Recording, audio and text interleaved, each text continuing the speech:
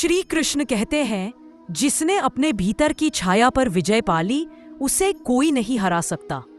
आज की कहानी अर्जुन और छाया धनुष का अभिशाप, महाभारत की विस्तृत कथा। वनवास का 13वां दिन था। पांडवों के शिविर से दूर अर्जुन एकांत में साधना के लिए निकले थे। जंगल अत्यंत शांत था, मानो प्रकृति स्वयं ध्यान में लीन हो। घने वृक्ष, पक्षियों की दूर दूर तक फैलती पुकार और मिट्टी की हल्की महक, अर्जुन का मन बिल्कुल स्थिर था। लेकिन तभी हवा में एक अजीब सी सरसराहट हुई। पत्ते बिना हवा के हिलने लगे। अर्जुन ने अपनी दृष्टि ऊपर उठाई और देखा, जंगल के मध्य एक सुनहरी किरण गिर रही है, मानो सूर्य विशेष रूप से एक ही स्थान पर प्रकाश डाल रहा हो। उत्सुक होकर अर्जुन आगे बढ़े और वहां पहुंचे तो स्तब्ध रह गए। उनके सामने एक धनुष पड़ा था, रात जैसे काला, पर उसकी सतह सोने की तरह चमक रही थी।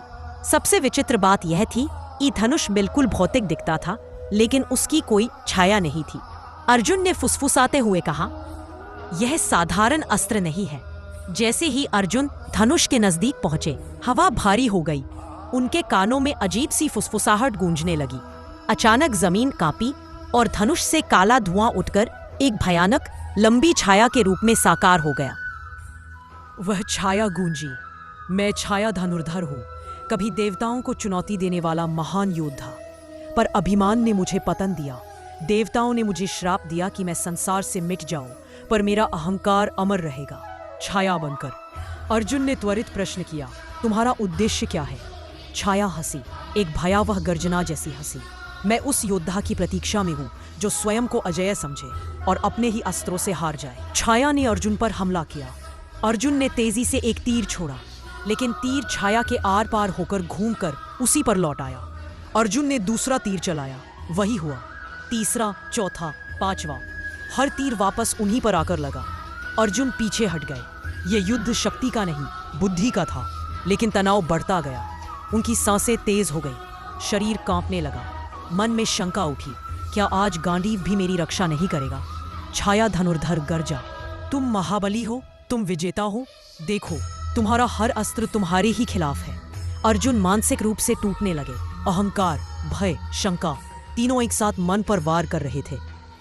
तभी वातावरण में शांति फैल गई। जंगल के पत्ते स्थिर हो गए, हवा रुक गई और सामने प्रकट हुए श्री कृष्ण, शांत, दिव्य और आंखों में करुणा भरी चमक लिए। उन्होंने कहा, अर्जुन, यह वह युद्ध है जो हर मनुष्य अपने भीतर लड़ता है। जब अहंकार जीवित होता है तो मनुष्य अपने ही कर्मों से घायल होता है। छाया धनुर्धर कोई दूसरा नहीं, तुम्हारे ही भीतर की परछाई है। अर्जुन स्तब्ध रह गए। केशव, तो मुझे क्या करना चाहिए? कृष्ण मुस्कुराए और बोले, जिस प्रतिद्वंद्वी को जीतना कठिन हो, उससे लड़ना बंद कर दो। जब तुम अपना अहंकार छोड़ दोगे, यह छाया स्वयं मिट जाएगी। अर्जुन ने गांडीव नीचे रख दिया, पहली बार, पूर्ण समर्पण के साथ। जैसे ही धनुष नीचे रखा, छाया दर्द भरी चीख के साथ बिखर गई, मानो किसी गहरे बंधन से मुक्त हो रही हो। आसमान साफ हुआ, रोशनी बढ़ी और जमीन पर पड़ा छाया धनुष एक साधारण लकड़ी का टुकड़ा बन गया।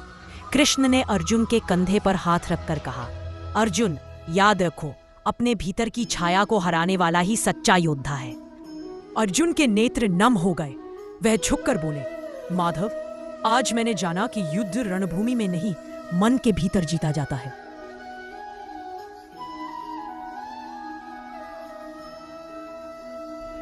अगर आपको हमारी स्टोरी वीडियो अच्छी लगी हो तो हमारे वीडियो को लाइक करें, चैनल को सब्सक्राइब करें और अपने फ्रेंड्स के साथ भी शेयर कीजिए।